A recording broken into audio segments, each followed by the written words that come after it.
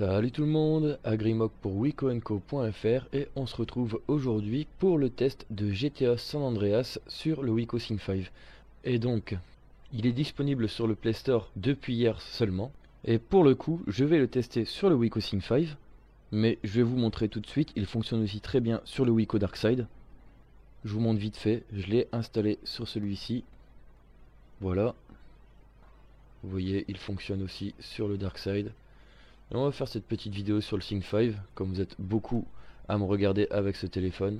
Alors par contre, comme à leur habitude, Rockstar ne rend pas compatible les GTA sur le Play Store.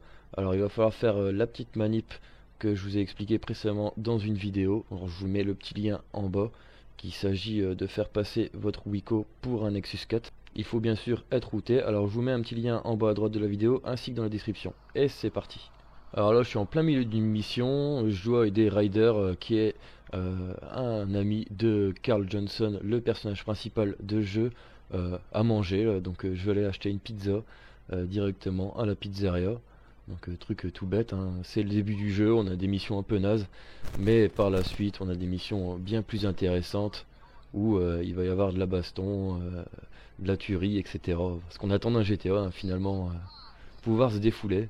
Et donc c'est un jeu qui est initialement sorti sur PlayStation 2 en 2004, en octobre je crois d'ailleurs, et qui raconte l'histoire de CJ, donc Carl Johnson, et qui a grandi dans les ghettos de San Andreas, qui est une ville fictive pour ce jeu.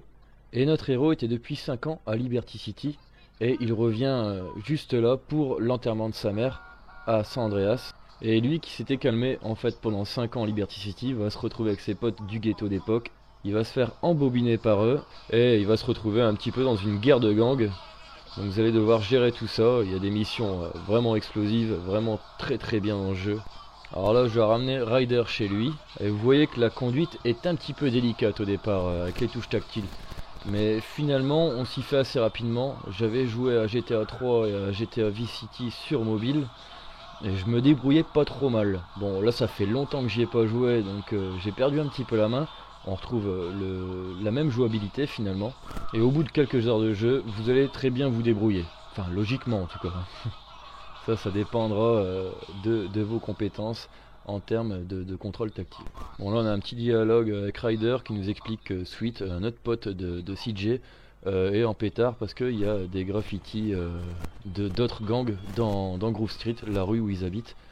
Et donc la mission suivante sera de faire un graffiti au-dessus de ceux présents par les autres gangs. Bon, je vais pas faire cette mission, je vais vous montrer un petit peu la map. Donc sur ce GTA, elle est vraiment immense, je vais dézoomer, je vais vous la montrer. Voilà, on a vraiment 3 grosses villes dans le jeu, on a toute une zone de campagne, c'est vraiment sympa comme tout. Et au niveau du paramétrage des graphismes, voilà comment j'ai paramétré sur mon Wico Sync 5. Donc je suis à 55% résolution, distance d'affichage 100% et je suis en moyen en effet visuel avec des ombres classiques et avec des reflets de véhicules au niveau bas. Donc on n'est pas avec les graphismes au minimum, on est à peu près en niveau moyen on va dire. Et vous voyez que ça tourne très bien quoi, c'est ultra fluide. Alors voilà, ce jeu est déclaré comme incompatible par Rockstar sur le Google Play pour nos Wico, mais finalement vous voyez il fonctionne très bien. Il va falloir que je perfectionne ma conduite. Voilà, je vais rouler un petit peu sans faire de mission finalement.